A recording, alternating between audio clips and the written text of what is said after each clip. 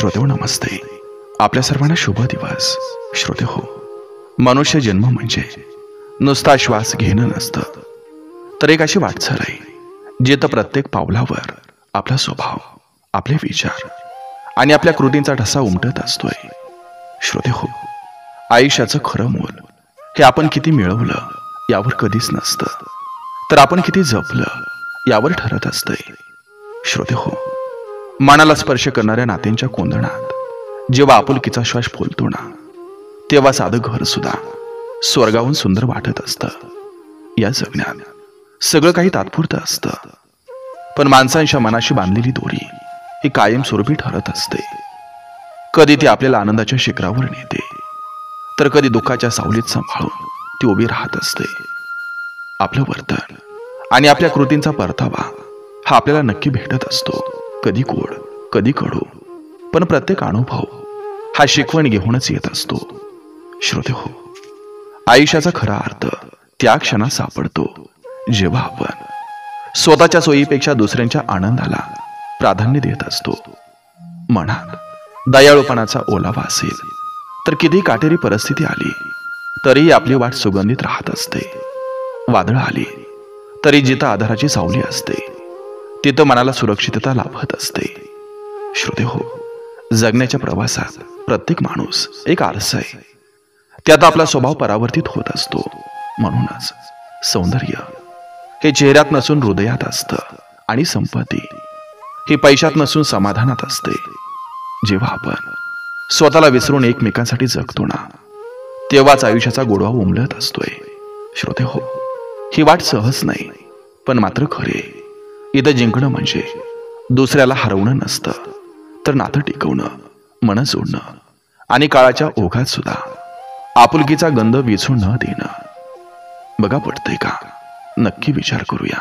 चला, आजही आपल्यासाठी सुंदर विचारांची ही शिदोरी, ही मालिका अशीच पुढे घेऊन आलोय. चला, करूया सुरुवात सुंदर विचारांना, सुंदर सुविचारांना.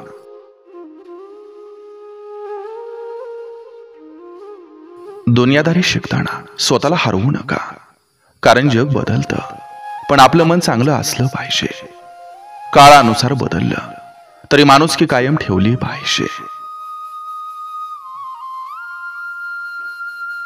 घर पण टिकतं जेव्हा प्रत्येक जण माझं सोडून आपलं विचारतो. स्वार्थापेक्षा एकतेनं घर आनंदी होत असतं.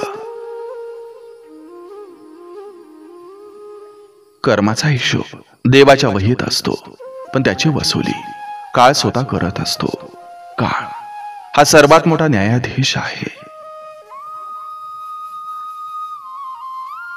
दुनियादारीत यशस्वी होण्यासाठी बुद्धी, पण सुखी होण्यासाठी चांगलं मन लागतं. हुशारीनं पद मिळतं, पण माणुसकीनं मन मिळत असतात.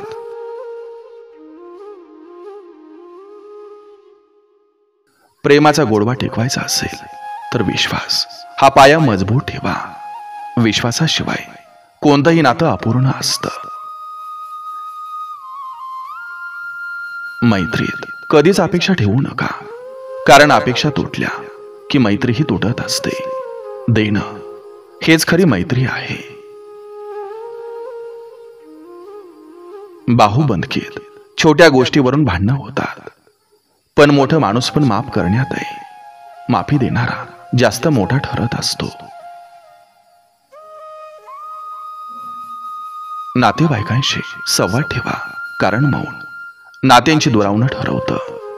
थोडं बोलणं मोठ्या गैरसमजांना थांबवत असतं. घरातील मोठ्यांचा आशीर्वाद हे सोन्याहून मोलाचं भांडवल आहे. अनुभव आणि आशीर्वाद यांच्या बळावर घर उभं राहतं.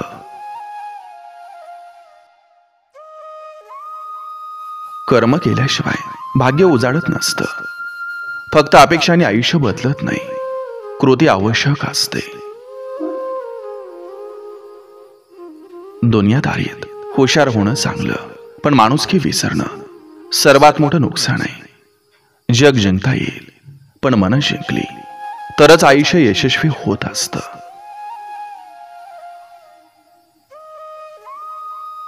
प्रेमाला शब्दांची नव्हे तर कृतीची गरज असते. बोलण्यापेक्षा आचरण प्रेम सिद्ध करतं. मैत्री वय जात स्थिती बघून होत नसते, ती हृदयातून उगम पावत असते. खरी मैत्री ही मनांची संगत असते.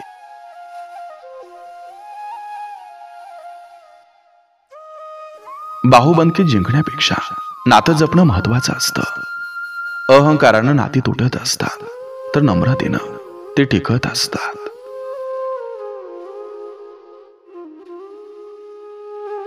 आपल्या माणसांचा आदर केला की बाहेरचं जग सुद्धा आपल्याला सन्मान देतं. घरातून संस्कार घेतलेलेच समाजात आदर मिळवत असतात. घरातील शांती हा घराचा सर्वात मोठा खजिना आहे.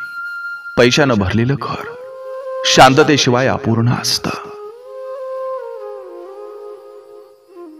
कर्माचं ओझं कधीही हलकं होत नाही. त्याला सामोरं गेलं की ते सुटतं. पळवाट काढून कर्म टाळता येत नसतं. दुनियादारी शिकायला शाळा लागत नसते.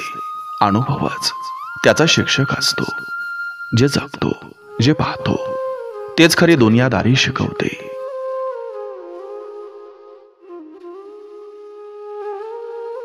प्रेमाचं खरं सौंदर्य हे त्यागात असतं, स्वार्थात नव्हे.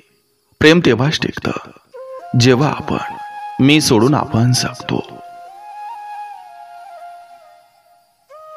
मैत्री म्हणजे हिशोबाची वही नव्हे, तर निस्वार्थ विश्वासाचं झाड आहे. खरी मैत्री देणं जाणते, मोजणं नाही. बाहुबंदकी ही रागानं तोडते, पण मायेच्या एका शब्दानं पुन्हा जोडली जाते. संवाद आणि समजूत हेच नात्यांचं गोपनीयता असतं.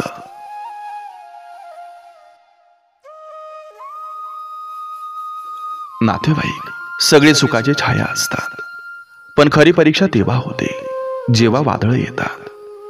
संकटाच्या काळात साथ देणारे नातेवाईकच खऱ्या अर्थाने आपले ठरत असतात. घरपण म्हणजे एकत्र राहणं नव्हे, तर एकत्र मनानं जगणं. मन जोडली गेली की घराला खरा आनंद मिळत असतो. घर हे चार भिंतींनी नव्हे, तर त्यातील माणसांच्या मायेनं उभं राहतं. प्रेम, आपुलकी आणि एकमेकांची काळजीच घराला घरपण देतात. कर्म कधीही बुडत नाही. उशिरा का होईना ते वसुलीला नक्की येतं. चांगलं किंवा वाईट जे पेरतो त्याचं पीक आपल्यालाच घ्यावं लागत असतं.